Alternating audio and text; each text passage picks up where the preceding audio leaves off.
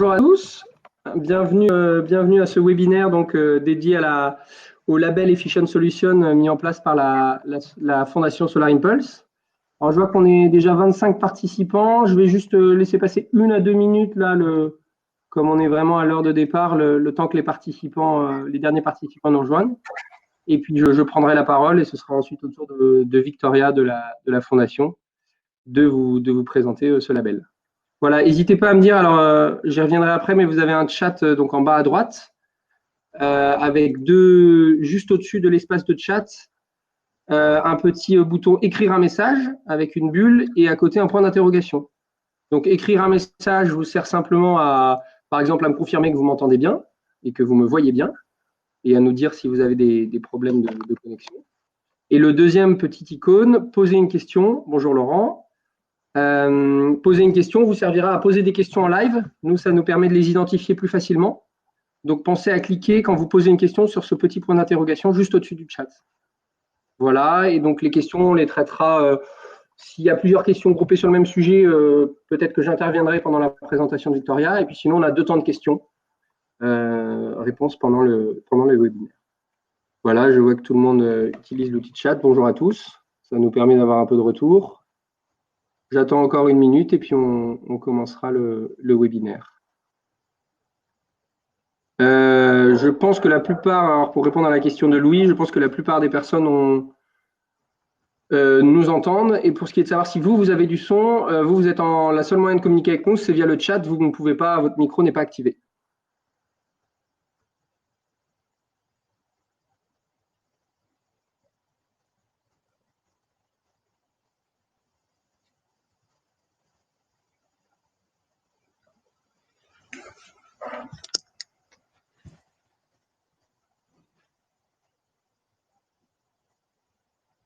Voilà, j'attends encore 1 petite minute et puis on commencera. Merci pour vos retours sur le son. Ça nous permet d'être certain que tout fonctionne bien pour la plupart. Moi aussi, je veux dire un petit bonjour pour être sûr qu'on m'entende. Je t'en prie. Donc Victoria, responsable donc, de l'identification des solutions chez Solar Impulse, qui vous fera ce webinaire. Alors je vois qu'il y a 1 ou 2 personnes, donc Fabien qui n'a pas de son, donc a priori, malheureusement, comme la plupart des gens ont du son, c'est que le problème doit venir de votre PC si vous n'avez pas de son. Donc je vous laisse regarder les paramètres de sortie audio par défaut, qui peut-être il faut changer, mais a priori le problème ne vient pas de la plateforme parce que la majeure partie des participants ont du son. Pour information, oui, il vaut mieux peut-être, oui, je précise, parce qu'on a une personne sur l'assistance technique, il vaut mieux utiliser les dernières versions des navigateurs, donc Chrome, Firefox de façon privilégiée, et en tout cas, si possible, les dernières versions. Très bien, écoutez, je pense qu'il est 9h05, on va commencer. Donc, je me présente rapidement, Quentin Bonnefoy, je m'occupe de la partie plutôt réseau, croissance et notamment labellisation aussi des solutions chez Tenardis. Certains d'entre vous me connaissent déjà, je pense. Donc, ce webinaire est dédié à ce label. Donc, je pense que vous avez vu passer à la fois les infos sur l'événement, le webinaire, et puis sur le partenariat donc, qui a été acté il y a quelques temps entre Tenardis et la Fondation Solar Impulse. Alors, en fait, très exactement, Tenardis est membre d'un réseau qui s'appelle l'ICN, International Clean Tech Network, et le partenariat a été signé entre Solar Impulse, la Fondation Solar Impulse, et ce réseau, qui regroupe plusieurs clusters, plusieurs pôles d'Europe, d'Afrique du Sud, Québec, dans les clean tech, et qui aide justement Solar Impulse à rayonner et à identifier de nouvelles solutions parmi leurs adhérents. Et donc, c'est pour cette raison que vous êtes là aujourd'hui en tant qu'adhérent Tenardis. Le but de ce webinaire est vraiment de vous présenter, donc c'est Victoria que vous voyez normalement au-dessus de moi dans la partie caméra. Victoria, responsable de l'identification des solutions à la Fondation Solar Impulse qui va ensuite prendre la main pour tout le webinaire. Le but de ce webinaire est de vous présenter, elle y reviendra, mais à la fois les critères pour être éligible au label et le processus de candidature, et dans un deuxième temps, vous parler des bénéfices concrets de ce que vous apporte ce label, de comprendre pourquoi candidater. Voilà, je vais maintenant laisser la parole à Victoria. Je précise simplement un petit point pour ceux qui sont arrivés entre-temps. Donc certains ont peut-être déjà entendu, mais vous avez moyen de communiquer avec nous. Donc vos micros sont coupés.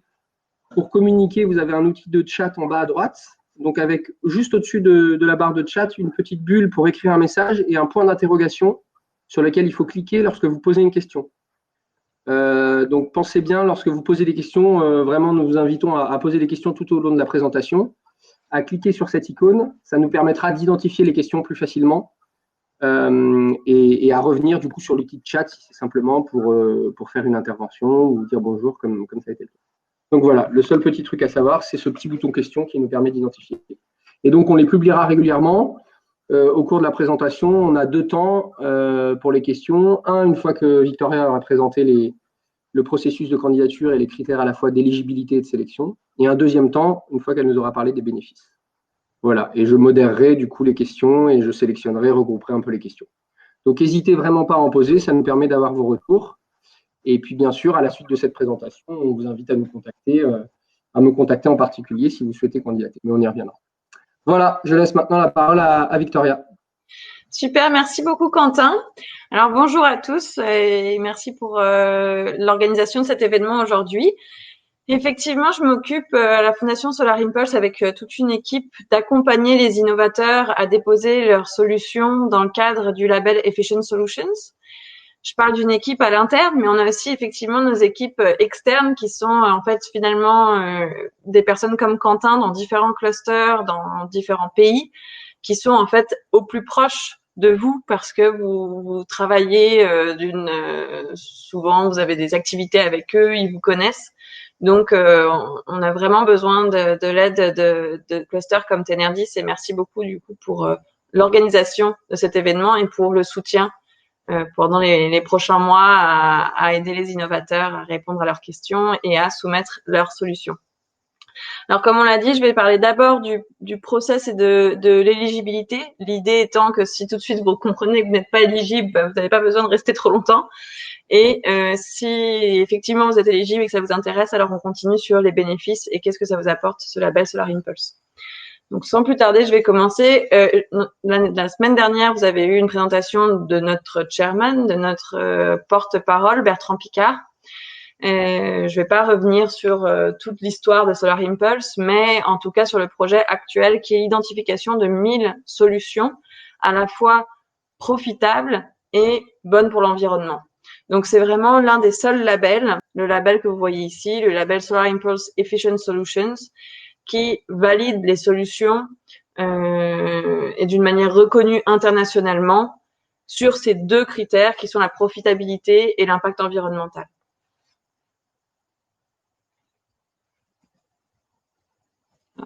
Ok. Tout d'abord, je vais mettre les choses dans leur contexte. Quand on labellise une solution avec la Fondation Solar Impulse, on ne labellise pas une entité, donc une entreprise ou une OBNL ou une grosse corporation. On labellise vraiment une solution. Donc ça, c'est hyper important à comprendre dès le début. Puis je vais revenir à cette slide bien souvent.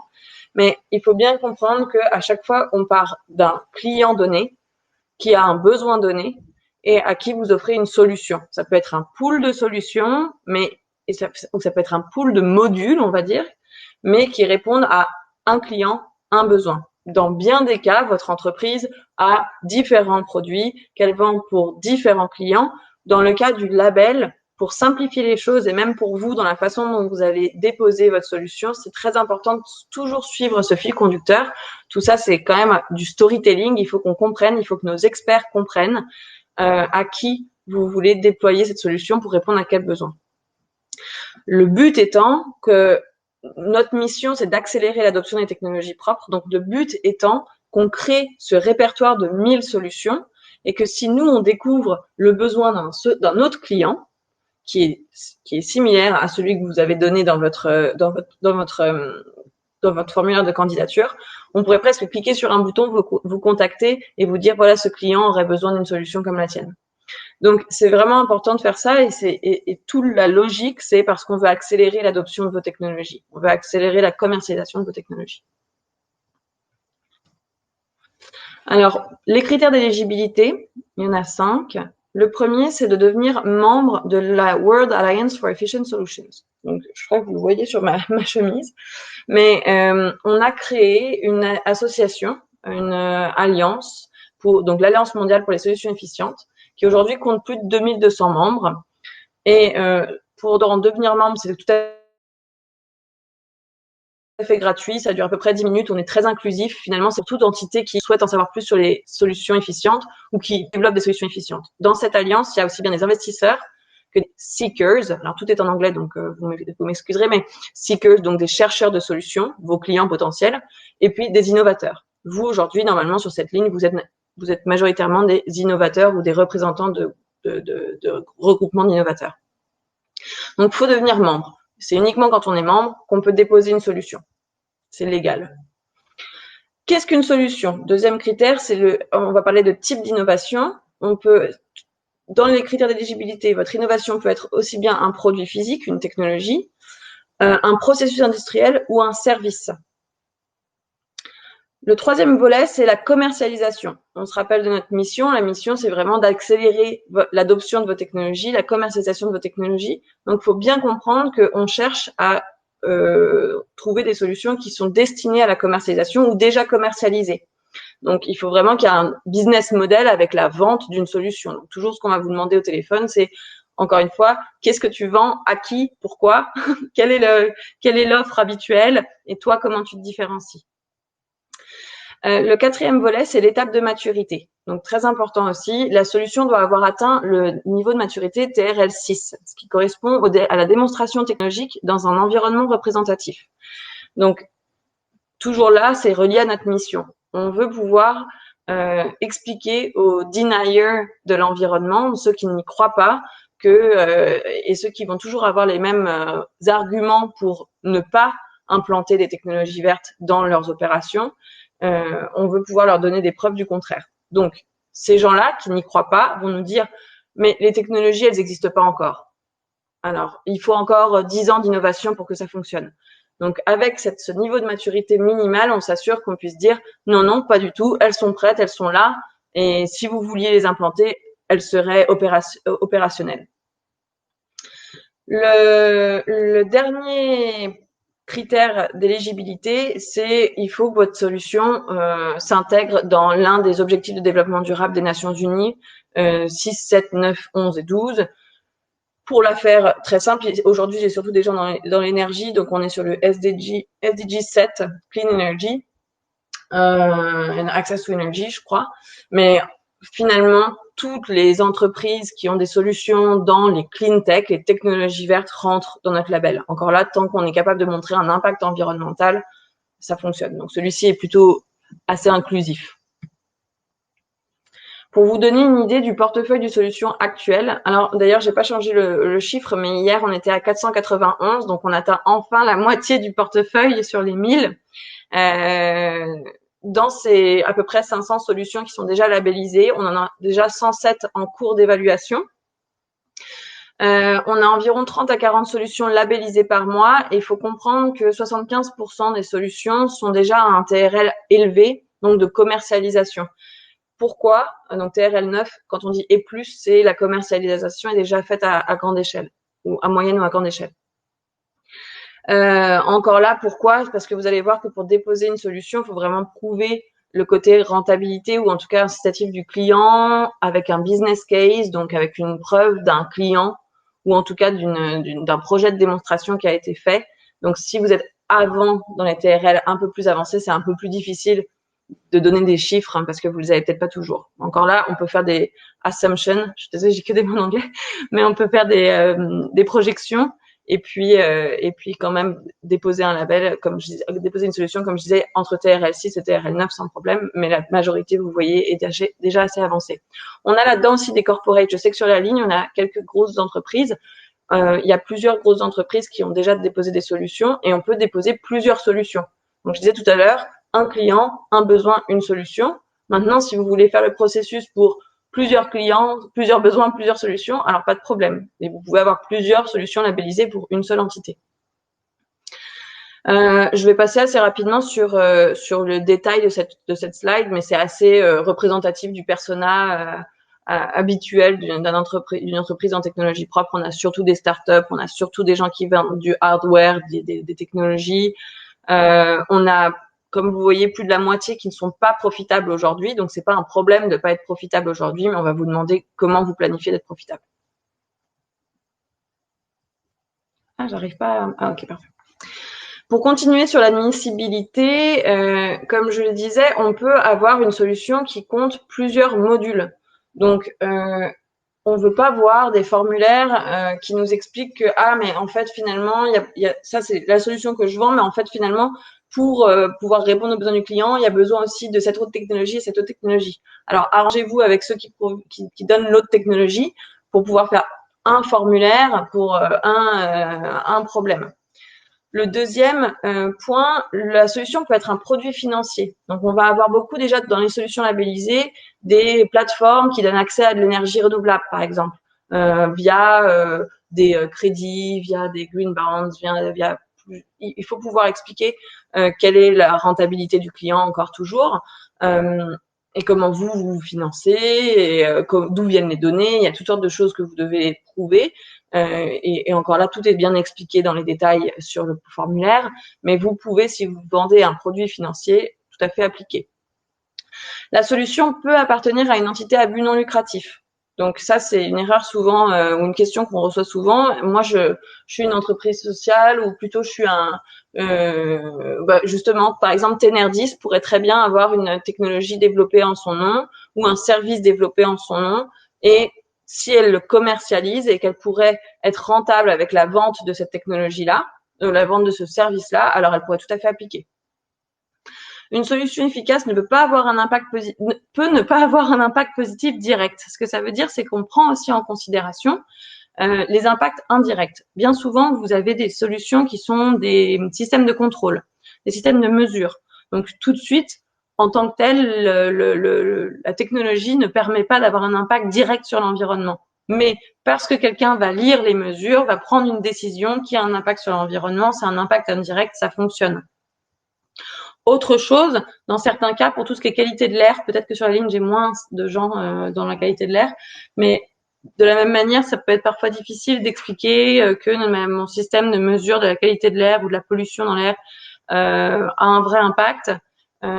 Mais on peut expliquer déjà que c'est plutôt pour tout ce qui est en lien avec les frais, par exemple, des organisations de santé. Donc, si on est capable de prendre une décision qui fait réduire la pollution dans l'air, alors il y a moins de cas de asthme grave, etc. Alors, on est capable de le justifier aussi. Finalement, le dernier point, et ça c'est je crois assez intéressant pour vous, il n'est pas obligatoire qu'une solution postule pour le label soit une innovation de pointe. Donc, je sais que les clusters, les pôles de compétitivité comme Tenerdis, vous êtes vraiment le core, c'est l'innovation. Dans le cas de la Fondation Solar Impulse, bien sûr, on veut des innovations, mais c'est pas obligatoire d'être une innovation. Tout ce qu'on veut, c'est que par rapport à l'alternative communément utilisée, vous ayez un impact sur l'environnement qui soit positif et que vous fassiez du sens de manière économique. Donc, en soi, on a labellisé les lampes LED parce que dans beaucoup de pays encore, on n'utilise pas de manière générale la lampe LED et on est d'accord que ça fait énormément de réduction de consommation énergétique. Donc, ça fait du sens. C'est pas une innovation, mais on est capable de la labelliser quand même. Continue là-dessus, la solution ne peut pas être un ensemble de bonnes pratiques pour améliorer l'activité d'une entité. Donc, ce qu'on veut dire par là, c'est que ça peut pas être un service de conseil qui prend un problème donné, analyse le problème donné et puis donne un genre de livre de recettes RSE, par exemple, ou quelques options que l'entité pourrait prendre pour améliorer sa consommation d'énergie. En revanche, si ce livre de recettes vient aussi avec la solution, c'est-à-dire vous avez aussi la solution et vous vendez aussi bien l'analyse que la solution. Alors là, ça fonctionne. On est dans le cadre de la vente du service et de la technologie, c'est d'ailleurs souvent très mixé. Mais attention à ça, les services de conseil sans solution associée ne peuvent pas être pris en charge. Le quatrième point, c'est en lien avec notre charte d'éthique et les solutions qui appartiennent au secteur. Je suis désolée, je vais couper ça. Les solutions qui appartiennent au secteur du nucléaire, de l'armement ou de l'oil and gas ne peuvent pas être aujourd'hui labellisées, sauf donc si elles sont directement dans l'industrie, mais si elles sont là pour verdir ces industries, je ne parle pas des OGM, mais par exemple pour le oil and gas, si on a une technologie qui soit plus dans par exemple le contrôle des fuites des pipes, alors ça pourrait fonctionner. Ok, pardon, comme ça on n'a plus de son. Et finalement, oui, les solutions doivent dépendre des subventions, ne doivent surtout pas dépendre des subventions pour être rentables. Toujours là, on va avoir toutes les cartes dans nos poches, tous les arguments dans nos poches pour les deniers de l'environnement, pouvoir leur dire, eux, ils vont nous dire souvent, oui, mais sans les subventions, sans les perfusions de l'argent de l'État, alors ça fonctionne pas, ça ne fait pas sens. Nous, toute notre narratif est basé sur l'inverse.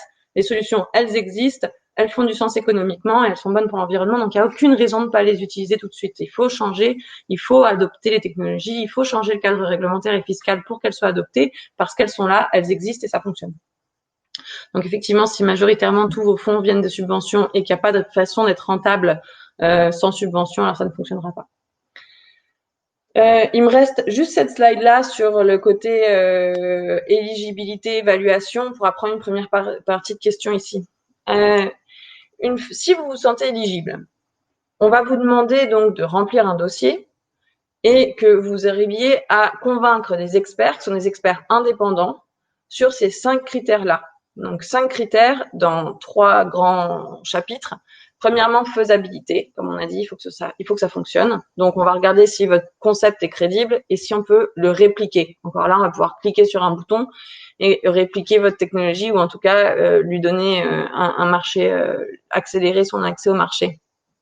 Donc, on va vous poser des questions, par exemple, sur votre chaîne de valeur. Qui sont vos fournisseurs? Est-ce qu'il y a un risque là? Vous nous présentez une solution dans la biomasse, mais votre intrant principal est ce type de biomasse. Et vous nous dites que vous vendez dans tel autre marché où il n'y a pas de biomasse. Comment ça fonctionne? Et s'il y a du transfert de biomasse, est-ce que c'est vraiment bon pour l'environnement?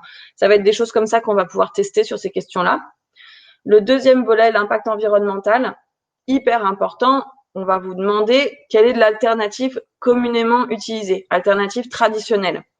Donc, vous allez nous dire, exemple très simple des véhicules, très simple, je suis Victoria Sognoto, je suis le client. Mon problème, c'est que je dois me rendre à Lausanne. La fondation est à Lausanne. Je dois me rendre à Lausanne pour aller au travail. Mettons qu'il n'y a pas de transport en commun, donc je vais prendre ma voiture.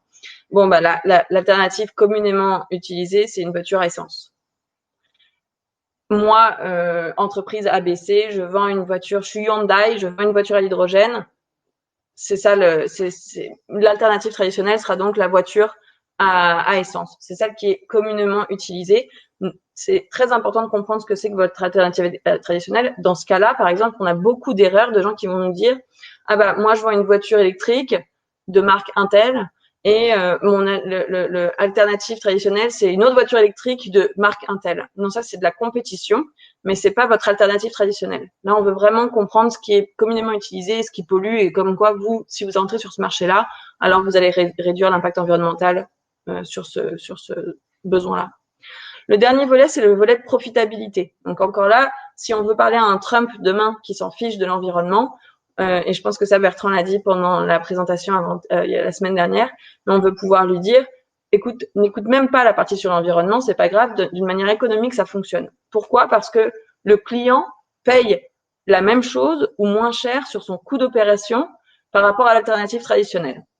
Donc ça, on va vous poser la question, encore là, votre client, qu'est-ce qu'il utiliserait d'habitude et comment vous, avec votre technologie, peut-être que effectivement à l'achat c'est moins cher et si c'est pas le cas, il faut expliquer comment à l'opération ça va finir par être rentable. Donc vraiment le côté retour sur investissement. Le dernier critère, c'est la rentabilité du vendeur. Donc là, sans rentrer dans un grand business model, vous allez devoir expliquer comment, avec un prix donné, encore là, vous n'avez pas besoin de rentrer dans un détail de prix à la virgule près. Il faut qu'on comprenne l'ordre de grandeur, mais il faut que ça fasse du sens. Et encore là, que ça réponde aux questions des experts et qu'ils soient convaincus à la fin que effectivement, avec le marché que vous visez, la part de marché que vous pourriez aller chercher, que le prix donné et versus le coût pour produire tout ça, on arrive à un break-even point dans les 5 ans. Donc, si vous n'êtes pas capable de prouver ça, là encore, vous n'êtes peut-être pas encore tout à fait éligible. Alors, je peux prendre une première partie de questions. Sinon, ok, peut-être une dernière slide. Excuse-moi, Quentin. Une dernière slide. Je t'en prie. Comment ça fonctionne très concrètement? Vous envoyez votre dossier. Donc, Quentin peut vous aider, notre équipe peut vous aider, mais Quentin peut vous aider à remplir votre dossier. C'est en ligne. Quand il est rempli, vous cliquez sur Submit en ligne et notre équipe va d'abord prescreener votre solution, s'assurer qu'effectivement elle est complètement remplie et que à chaque question il y a une réponse qui se tient. Dans le cas où c'est pas tout à fait le cas encore, pas de problème. C'est pas un one shot. Nous, on vous renvoie une genre de checklist où on vous dit attention, la question 3.1, on comprend pas très bien. Il faut que tu donnes un peu plus de données ou de sources à ce que tu racontes, sinon les experts vont pas te croire. Ça, c'est vraiment l'équipe Solar Impulse. Une fois que c'est validé par notre équipe, là, c'est envoyé à des experts. On a 400 experts indépendants qui sont experts sur des sous-secteurs donnés, qui sont experts sur des marchés géographiques donnés, parce qu'en fonction du marché, les réglementations changent, les prix des compétiteurs changent, etc. Donc, il faut vraiment que ça fasse du sens parce que nos experts sont choisis sur le volet et comprennent votre technologie mieux que n'importe qui dans notre fondation. Comment ça fonctionne? On envoie donc votre dossier à 3 experts indépendants. Ces 3 experts ne se parlent pas, sont anonymes.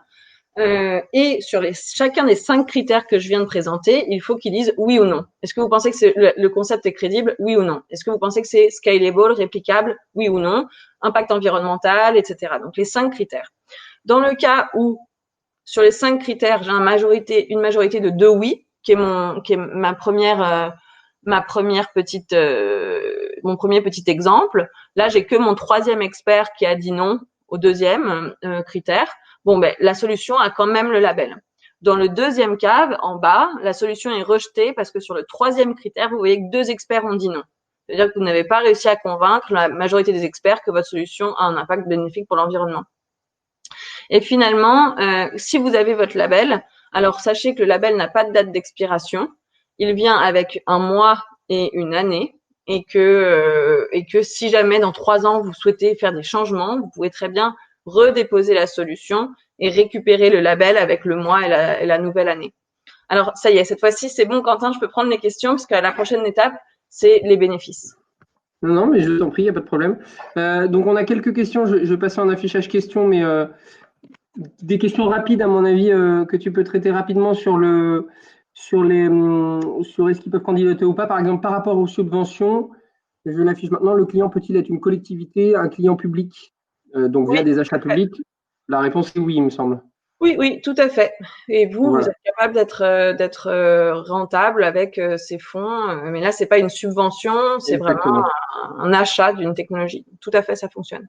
50% de solutions sont vendues à des municipalités, bien sûr.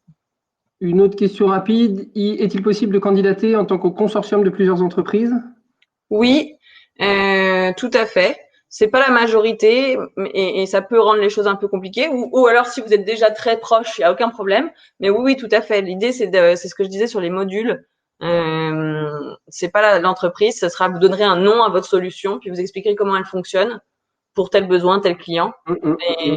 Et on mettra toutes les entités, les logos des entités dans votre page quand même. Mais oui. C'est ce que tu mentionnais, comme vous labellisiez bien une solution et pas une entreprise, ça peut tout à fait être un consortium. Tout à fait. Très bien. Comment la confidentialité est-elle assurée dans le traitement du dossier? Une question de Bernard. Ça, si c'est la dernière question là-dessus, si tu remets la présentation, j'ai une slide là-dessus dans les questions. Mais rapidement, il y a 4 choses. Mais si tu me donnes, ouais, alors je pense que je peux descendre et aller directement là. Je suis désolée, la slide est en anglais. Ah non, elle est en français, parfait, je l'ai traduite. Alors, il y a 4 choses. La première chose, c'est qu'il faut savoir que les seules données qui sont rendues publiques, si vous avez le label, c'est une section qui s'appelle Public Fact Sheet dans votre formulaire, qui est la dernière section où c'est vous qui choisissez ce que vous voulez rendre public. Donc, dedans, il y aura 2 bullet points sur l'impact environnemental, 2 bullet points sur la rentabilité le côté client, le côté économique. Et puis, une description générale de votre technologie. Tout le reste, il n'y a que 2 entités qui regardent votre dossier, à savoir notre équipe et les experts. À ce sujet, notre équipe, dans nos contrats d'embauche, il y a une clause de discrétion qui fait qu'on a le droit d'utiliser vos données uniquement pour le côté label. D'ailleurs, Quentin, dans la clause du contrat de ICN et Tenerdis et la Fondation Solar Impulse, il y a exactement la même clause. Donc, dans le cas où vous donneriez accès aux données à Quentin, il n'a absolument pas le droit de les utiliser pour autre chose que pour le label. Le deuxième volet, je vous parlais des experts. Il y a 2 choses par rapport aux experts. Premièrement, les experts, et ça c'est mon dernier bullet point, mais quand ils signent eux aussi leur accord de collaboration, et c'est gratuit, hein, donc ils le font pas, et ça fait partie souvent du côté pro bono de leur entreprise. Donc eux-mêmes travaillent dans une autre organisation, par exemple ABB. Et ABB, parce qu'ils font de la responsabilité sociale dans leur entreprise, ils offrent qu'une journée par mois, les experts de ABB peuvent évaluer des dossiers de la Fondation Solar Impulse. Donc, eux, quand ils signent l'accord de collaboration avec nous, il y a aussi cette clause de discrétion. Le dernier point, c'est que dans le cas où vous ne voudriez pas que quiconque de ABB regarde votre solution, donc qu'aucun expert de cette organisation n'ait accès à votre solution, quand vous rentrez votre formulaire, il y a une partie qui s'appelle Experts Pool Restriction, qui est la liste, ce que nous on appelle à l'interne la blacklist, mais qui est toute la liste de toutes les organisations dans lesquelles il y a des experts. Donc vous allez voir là-dedans qu'il y a certains de nos partenaires, qu'il y a des universités, parce qu'on a beaucoup de chercheurs ou de doctorants qui sont experts chez nous. Vous allez voir la liste et vous pouvez très bien dire, moi je veux absolument pas que cette entreprise n'ait accès à mon dossier. Et vous pouvez même taper, il y a non seulement ce drop-down menu, mais en plus vous pouvez taper vous-même une entité si jamais vous pensez à une entité, parce que nous on met à jour cette liste toutes les semaines et de temps en temps il y a peut-être un expert qui s'est rajouté entre 2 updates. Vous pouvez mettre ça là-dedans. Alors ça répond au côté de confidentialité. Comme je dis, il y a déjà 500 solutions labellisées. Alors on a fonctionné comme ça. Voilà. Merci. Ouais, non, je pense que ce qui est important, c'est cette idée de savoir exactement quelle est la liste d'experts et pouvoir dire éventuellement si on a une inquiétude sur telle ou telle entreprise, je ne souhaite pas qu'un expert de cette entreprise puisse m'expertiser. Exactement. Concernant le expert pool restriction, pardon, j'aurais une autre question sur le sujet, et après on va passer à un autre sujet, mais concernant le expert pool restriction, peut-on exclure une activité entière ou devons citer tous les acteurs exclus? Non, c'est vraiment par acteur, hein. Si je ne dis pas de bêtises, c'est par entreprise. C'est vraiment par acteur. Le souci là-dedans, et on a déjà des entreprises qui l'ont fait, me dire par exemple, je ne veux qu'aucun expert de tel type de solution regarde, parce qu'ils ont trop peur que cette compagnie puisse leur voler de la propriété intellectuelle. Ils l'ont mis. Le problème, c'est que pour nous, ça a été un cauchemar de trouver d'autres experts, du coup, parce que l'idée, c'est que c'est quand même quelqu'un qui doit comprendre votre technologie. Donc, c'est juste pour vous de comprendre que, du coup, le temps, normalement, d'expertise, c'est 2 mois environ. Les experts ont 2 semaines pour donner leur retour, leur réponse. Mais nous, il y a tout le temps aussi où on trouve ces 3 experts et que ces 3 experts soient disponibles et que ces 3 experts donnent leurs réponses. Donc, plus vous mettez de restrictions, plus ça devient difficile pour nous de trouver. Donc là, le temps peut être vraiment beaucoup plus long. La dernière chose aussi peut-être là-dessus, c'est que on vous dit bien, puis d'ailleurs vous signez dans l'agreement que vous n'êtes pas obligé de donner des données qui soient si confidentielles que ça vous en ayez peur pour votre propriété intellectuelle, hein. Vous pouvez tout faire à un niveau qui convainc quand même les experts sans rentrer dans des détails qui pourraient vous nuire. Ok, merci beaucoup. J'enchaîne rapidement parce qu'on a pas mal de questions et pour te laisser le temps ensuite de continuer. Plusieurs questions sur quelle hypothèse. Alors, c'est des questions sur l'hypothèse, par exemple, les hypothèses que vous faites sur les évolutions du prix de la tonne de CO2. Et donc, ça rejoint aussi une question. Quelle est votre hypothèse? Vous faites des hypothèses en ce qui concerne la profitabilité. quelle roadmap, quelle prévision vous faites sur le prix futur des différentes énergies? À la fois la question du prix de la tonne de CO2 et le prix Ouais, des énergies. alors justement, c'est toutes les questions sur la rentabilité ou le prix du client versus l'énergie effectivement ou une loi ou un marché du carbone. Vous avez tout à fait le droit d'expliquer vos hypothèses. Donc nous, on n'en fait pas. Vous devez les expliquer, c'est-à-dire nous, on pense que le prix est de temps et c'est à l'expert d'être assez informé ou de vous poser la question, parce que là encore, dans la partie expertise, l'expert peut vous poser une question directe. C'est à vous de les donner. Donc, il faut que ce soit crédible. Vous pouvez aussi dire dans 5 ans ou dans 4 ans, on pense que le prix va être de temps ou telle loi va avoir fait que le prix doit être de temps et donc notre solution est rentable. Vous pouvez le faire.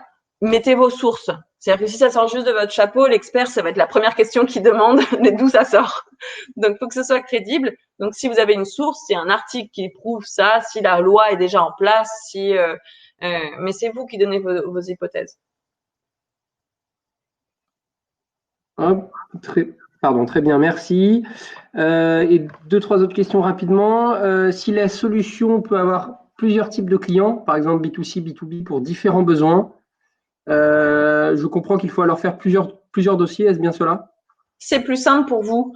Alors, je pense que choisissez dans un premier temps celui où vous avez le moins de mal à vous justifier. Et puis, il sera toujours temps peut-être de dire, by the way, cette solution peut être aussi adaptée à un marché B2B ou B2C, mais choisissez-en un. Ouais. C'est ce que tu En mentionnais faisant au deux en début. même temps, mais c'est vrai que c'est parce que le business model est différent, votre prix va être différent, donc toutes les réponses vont être différentes. Si vous commencez à partir sur deux choses à la fois, ça va être très compliqué pour vous de toujours garder le fil, pour l'expert de garder le fil, et vous mettez pas toutes vos chances de votre côté.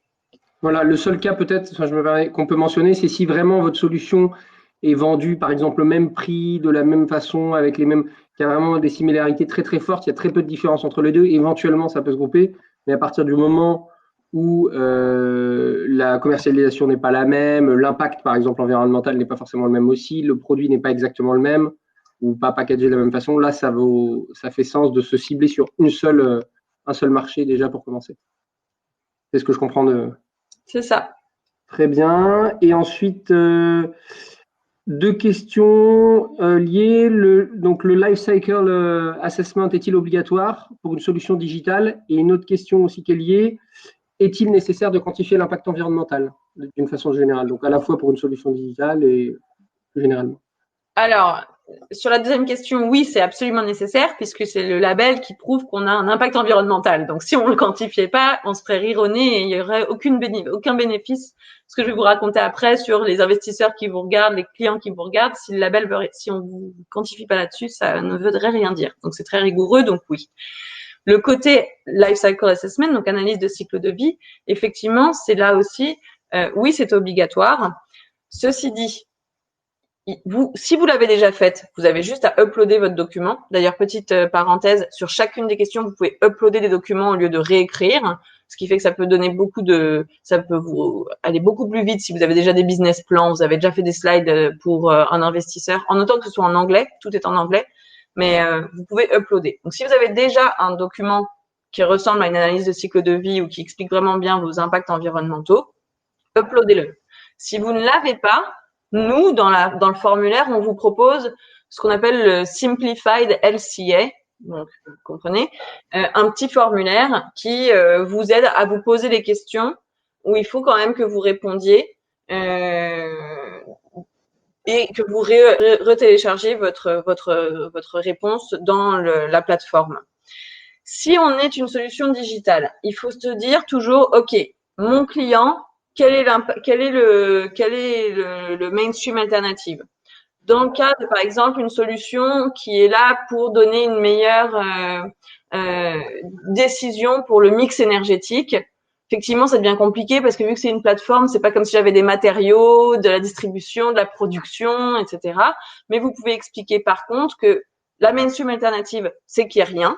Donc, que la prise de décision fasse que pour avoir le même énergie donnée à la fin, celui qui aurait pris la décision aurait probablement mis dans le mix des sources d'énergie plus polluantes. Donc là, vous allez faire votre analyse comparée à ça en disant, bon, bah voilà, grâce à ma solution, mettons que dans le cas normal, il y a 100% de consommation énergétique. Moi, je suis capable de faire 80% de consommation énergétique parce que j'ai inclus une meilleure décision dans le mix. Donc, oui, c'est obligatoire et Quentin est formé, notre équipe est formée, Quentin sait vous poser la question si besoin, mais oui, c'est vraiment très important, tout est basé là-dessus. Très bien.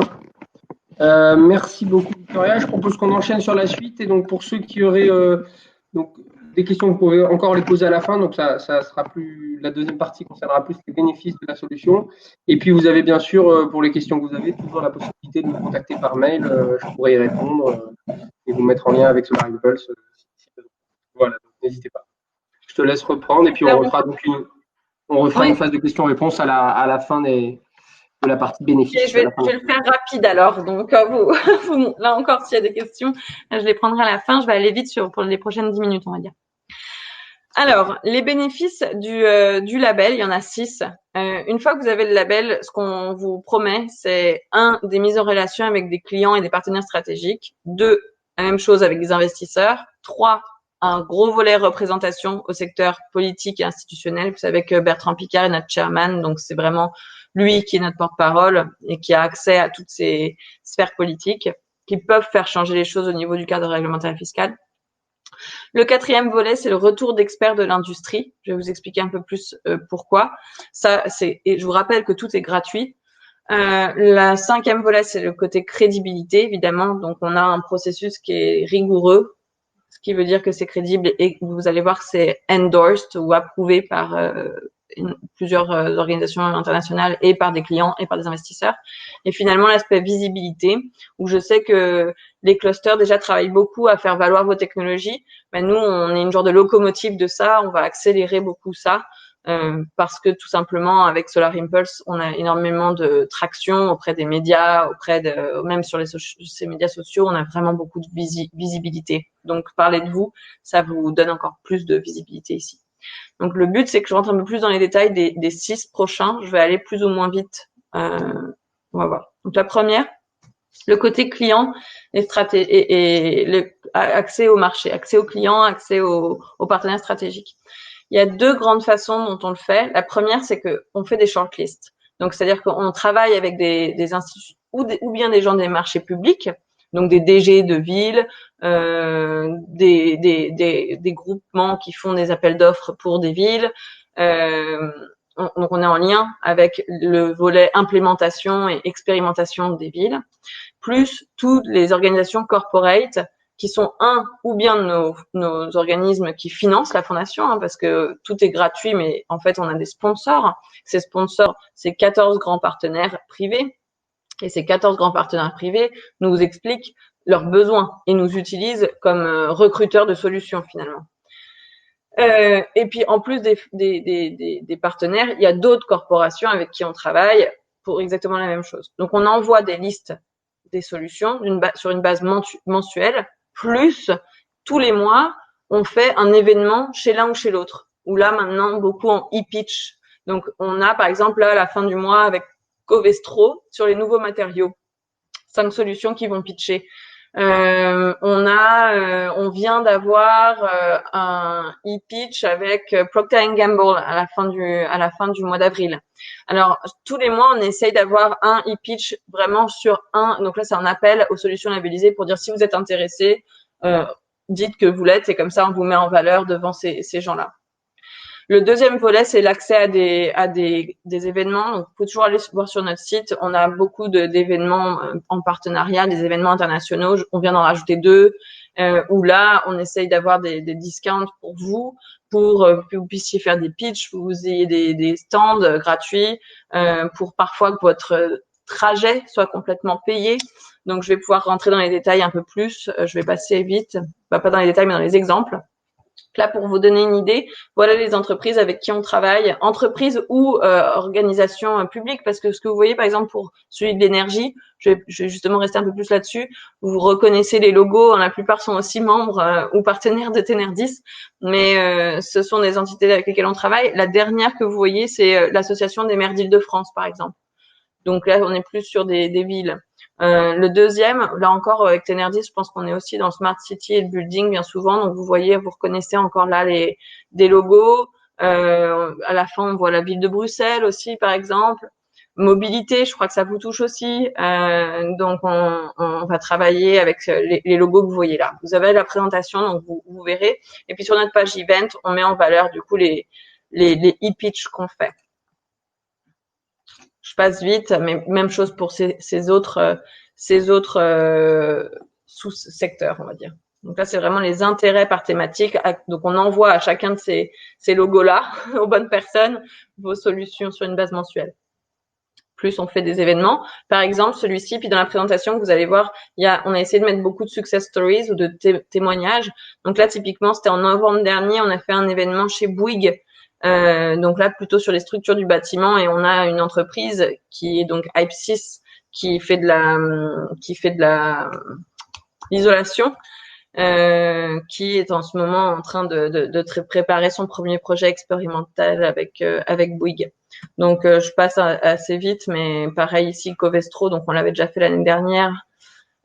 Ici c'était par rapport à par exemple un aéroport, donc une technologie qui a été mise en valeur auprès de l'aéroport de Nice, et maintenant les véhicules de cet aéroport sont équipés d'un système anti-smog. Ici, c'est du lighting pour un stade à Bruxelles. Là, je vous montrerai des exemples d'événements. Donc, les événements, les derniers qu'on a fait, par exemple, vous voyez le top. Le top, c'est intéressant parce que c'est les CEO du CAC 40. Donc, le samedi, une fois par an, ils se rencontrent. Tous ces CEO-là, on s'entend que c'est un samedi, sinon ils n'arrivent pas à se voir. Et il y a une session de pitch, il y a 100 solutions qui sont invitées sur différents sujets. Tout ce qui est solutions environnementales sont des solutions de Solar Impulse. Ensuite, par exemple, Clix 2020, là, on fait l'appel à solutions cette semaine, d'ailleurs, vous pouvez voir sur le site. Mais là, carrément, tout est payé, tout frais payé pour aller à Abu Dhabi. Donc, dans le secteur de l'énergie, ça peut être très intéressant. On pitch à des investisseurs, on pitch à des partenaires dans le secteur de l'énergie à Abu Dhabi, et tous les frais sont payés. Donc, encore là, vous verrez, mais vous êtes assez habitué à ça si vous êtes déjà parti d'un cluster, des scans sur des événements, mais donc c'est une nouvelle corde à votre arc. Le deuxième volet, c'est la mise en relation avec des investisseurs. Donc, on a dans notre réseau, je vous ai dit, on a 2200 membres, on a là-dedans 75 investisseurs.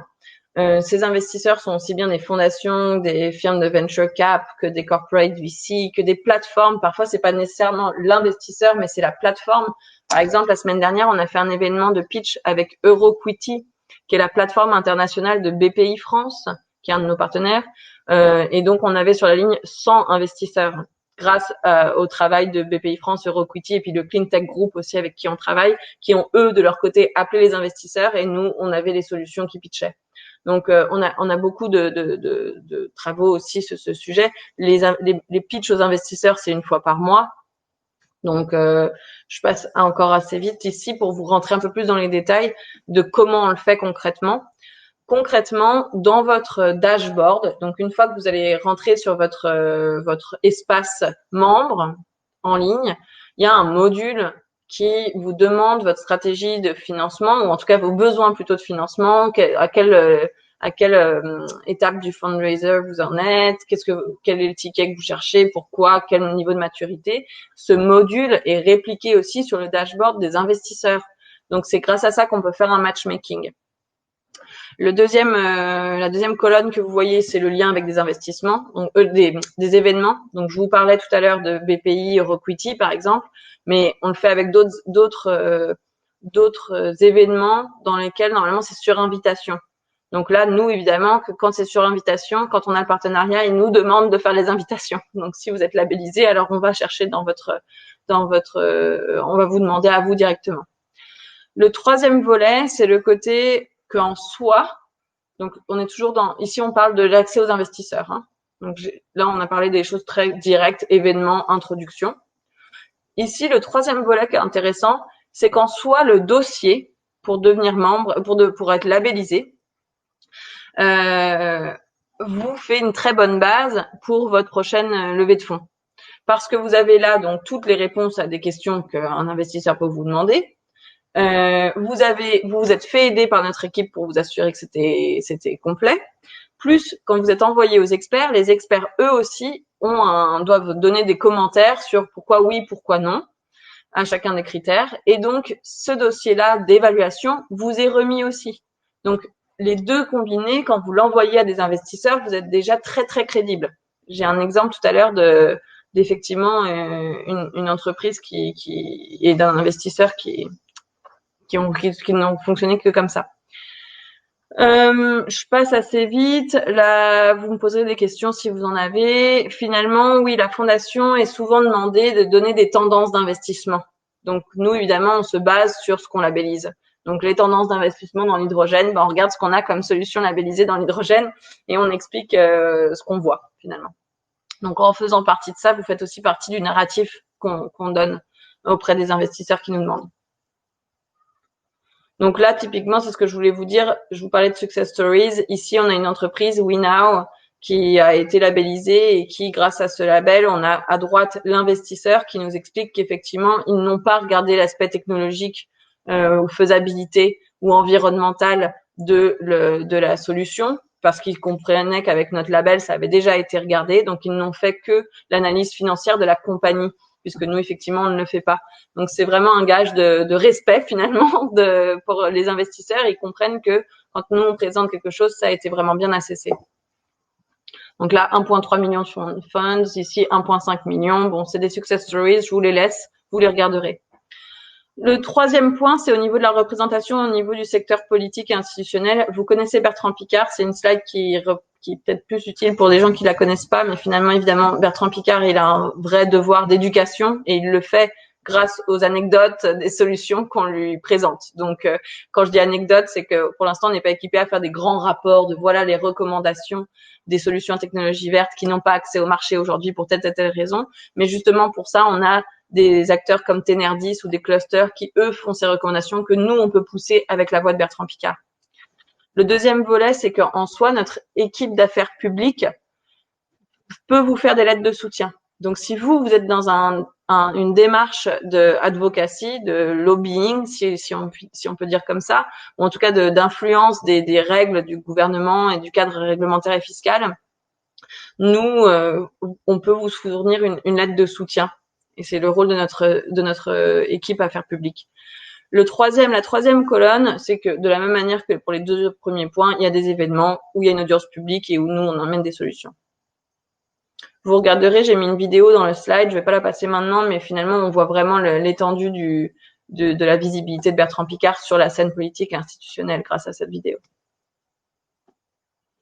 Donc là, une success story d'une entreprise qui évolue dans le secteur maritime, vraiment très traditionnel ce secteur. Ils avaient du mal à trouver quelle était la porte d'entrée, le bon message, et c'est notre équipe d'affaires publiques qui les a soutenus.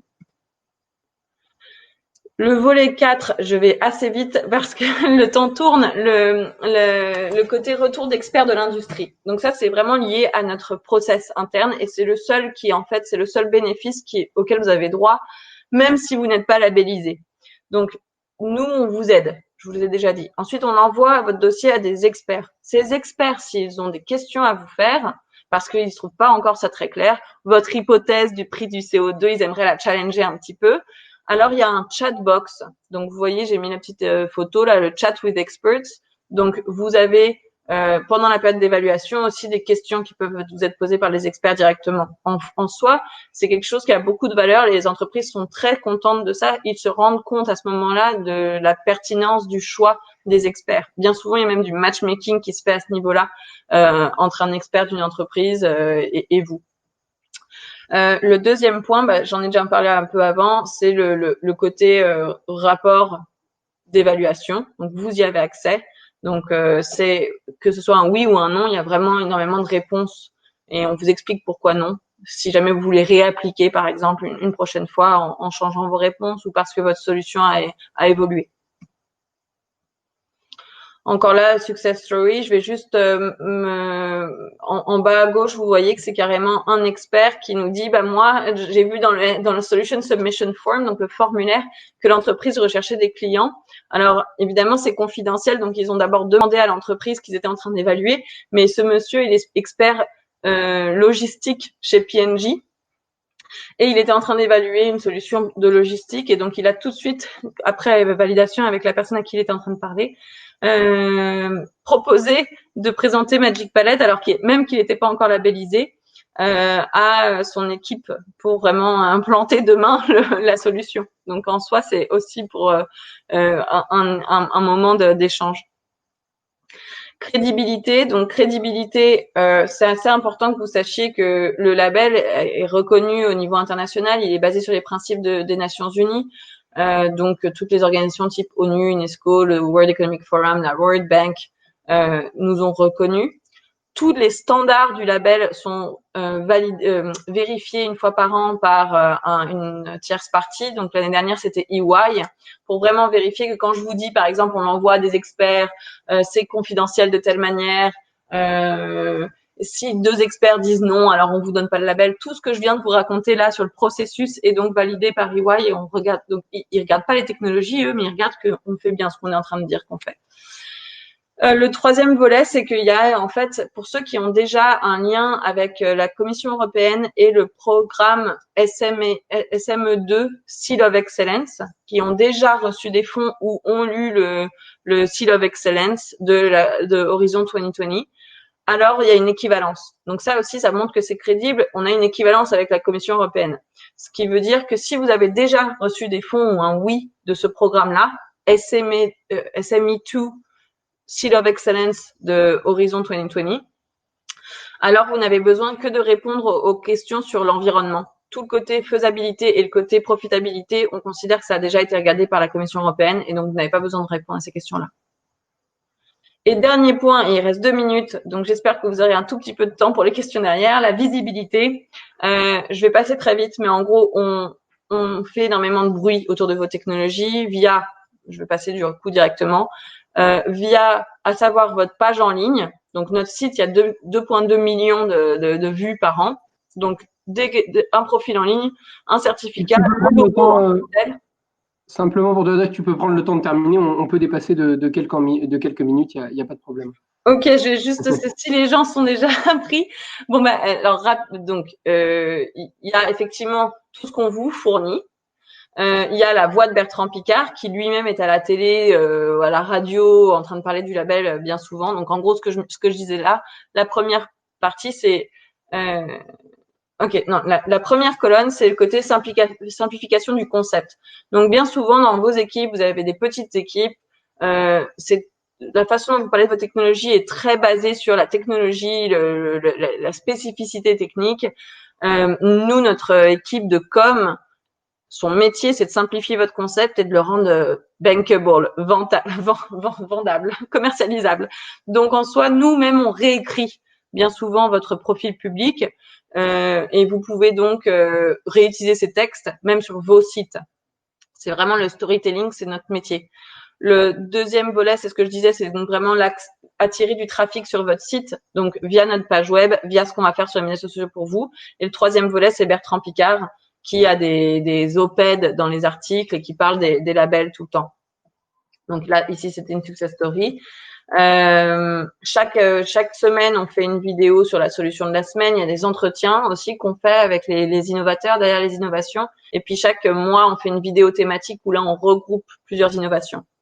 La dernière slide que j'aimerais vous montrer, c'est quand je vous disais le côté locomotive et à quel point on est très visible. C'est que contrairement à des plus petites organisations, là, nous, quand on poste quelque chose sur LinkedIn ou sur Twitter, on est plutôt entre 6 000 et 35 000 vues. Donc Twitter, c'est autour de 30 000 vues et LinkedIn autour de 5 000 vues ou même 8 000 vues, on va dire, pour faire la moyenne. Donc c'est vraiment un tremplin au niveau de la visibilité. Alors, je vais quand même dire les prochaines étapes maintenant, puisqu'il est 10 heures pile, au cas où les gens s'en aillent, et puis sinon, on prendra les questions après. Les prochaines étapes, en quelques mots, en 5 minutes, vous pouvez devenir membre de l'Alliance. Donc, vous avez la présentation, sinon c'est vraiment login, sign up sur le site de Solar Impulse. Vous allez avoir dans ce dashboard un premier volet membership. Faut le terminer. Donc, c'est remplir vraiment quelques informations sur votre compagnie et signer un agreement qui est vraiment autour de l'éthique. Et une fois que c'est fait, vous allez avoir accès à ce deuxième volet qui est le côté label. Donc, à ne pas confondre, être membre, ça ne veut pas dire avoir le label. Et c'est à ce moment-là, du coup, que vous devez remplir Create a Solution et contacter Quentin ou notre équipe pour pouvoir déposer votre solution et avoir quelqu'un qui vous fait un échange un peu plus personnalisé. Donc, je pense que voilà, ça termine ma présentation. Il est 10h01. Je suis désolée pour ceux qui doivent partir et je peux répondre aux questions. Moi, j'ai encore le temps. Ouais. Donc simplement, on va prendre les dernières questions. Avant de prendre les questions, je vais juste envoyer une petite enquête que je vais afficher là. Je vous l'affiche tout de suite si vous pouvez répondre à l'enquête. Alors attendez, elle est en train. Hop là. Evan, je crois que j'ai pas affiché l'enquête, Evan. Si jamais tu peux regarder pour l'afficher. Bon, en attendant, on va prendre les questions. C'est pas indispensable, mais si tu peux regarder pour afficher l'enquête pour tous les participants. Ensuite, je reviens donc à la partie questions. Tac, tac, tac. Je reprends juste ce que je disais. Alors, juste un point avant de traiter les questions. Pour télécharger la présentation, il suffit d'aller en haut à droite de votre écran. Vous avez un petit bouton tableau d'événements. En haut à droite de votre écran, quand vous cliquez là-dessus, vous avez les infos sur le webinaire et fichiers partagés. Et donc, dans fichiers partagés, là, vous pouvez télécharger le PDF de la présentation pour ceux qui posaient la question et qui voudraient le télécharger. Et ensuite, donc, on va prendre les questions qui s'affichent. Donc, une première question ici qui concerne le ROI. Donc, je pense que tu comprendras la question, Victoria. Quand vous parlez de ROI, c'est pour la solution et le besoin de financement, c'est au niveau de l'entité, de l'entreprise. Tout à fait. Voilà. Ensuite, une question sur la ROI, c'est vraiment l'aspect client. Il faut comprendre le retour sur investissement du client. Oui, le retour sur investissement pour le client, le bénéfice client, quoi. Exactement. Est-ce réciproque entre le label et le SME phase 2 par rapport à ce Non. que tu évoquais? Malheureusement, non. Alors, par contre, on a évidemment donc cette passerelle. Donc, on a accès à une équipe là-bas on a des discussions justement où on peut fournir des listes, mais ça veut dire qu'il va falloir quand même du côté SME phase 2 remplir votre dossier. D'accord. Ça marche que dans un sens. Tac, tac, tac. Alors, une autre question. Des témoignages clients sont-ils à intégrer dans notre dossier? Vous pouvez, D'accord. c'est pas obligatoire, mais vous allez voir qu'il y a des questions. En fait, tout votre côté impact environnemental et sur le client démarre par une question qui s'appelle le business case. Donc, faut que vous disiez mon client type c'est ça, voilà son volume type de pollution ou de consommation d'énergie, il est dans tel marché, donc l'énergie vaut tant.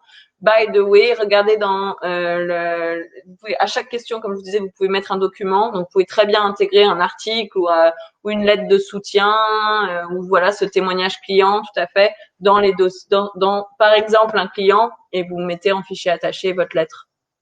Très bien. Je réponds juste à une question sur l'enregistrement de la présentation. On vous la renverra par mail. On a le mail de tous les participants, enfin de tous les inscrits. Donc, non seulement vous pouvez télécharger, comme je vous l'ai montré, la présentation, et on vous enverra l'enregistrement de l'intervention de Victoria avec l'audio, le vidéo et les slides. Voilà.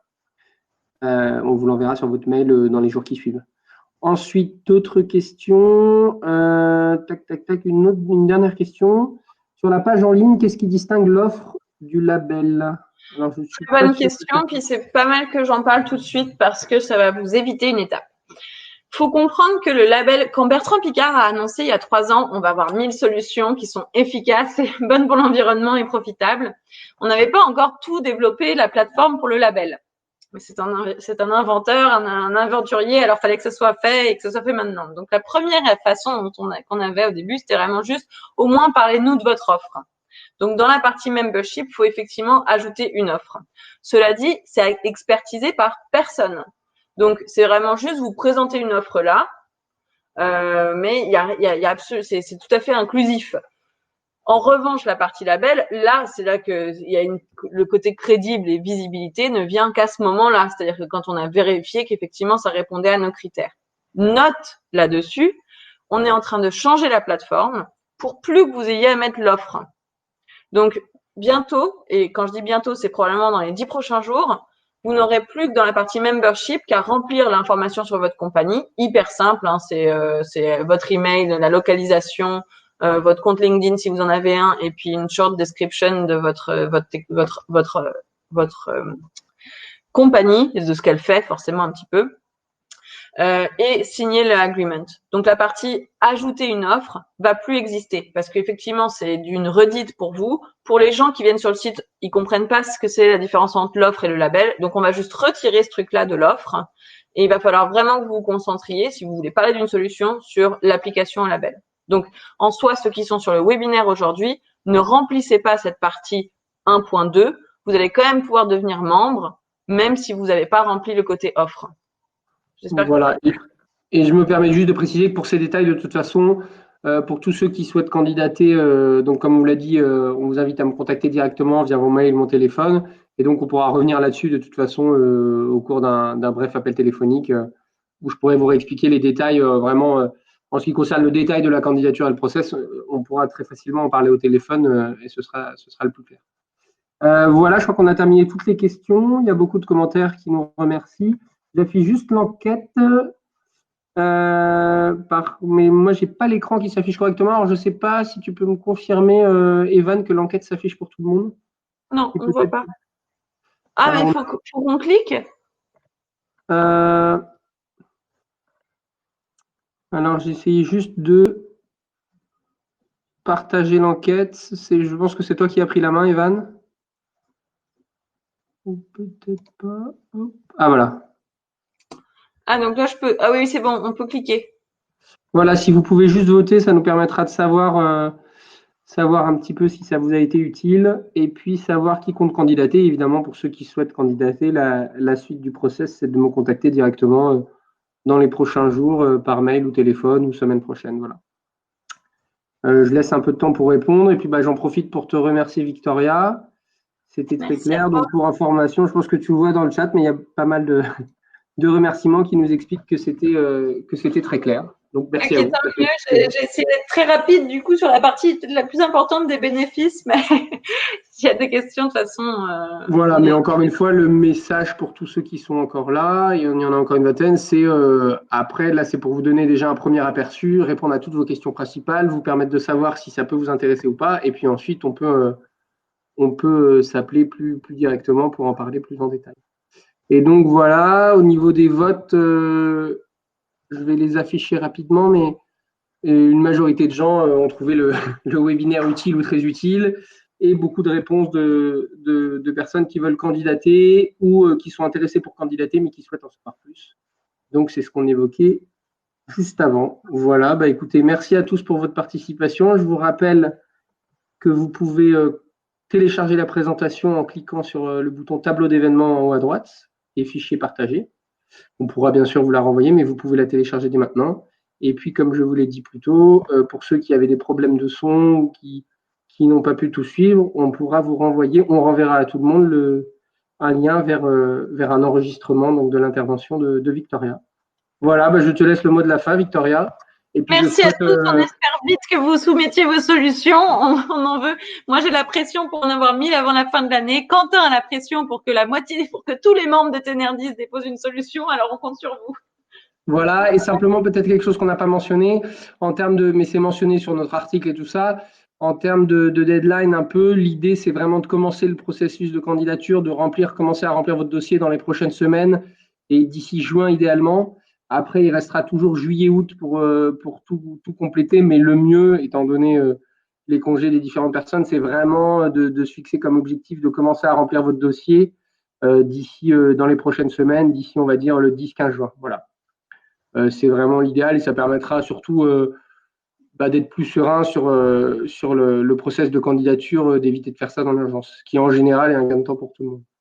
Voilà, merci à tous.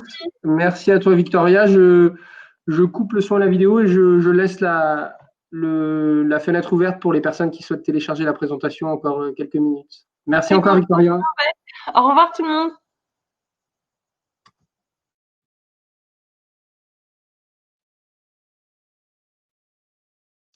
Merci à tous pour votre participation.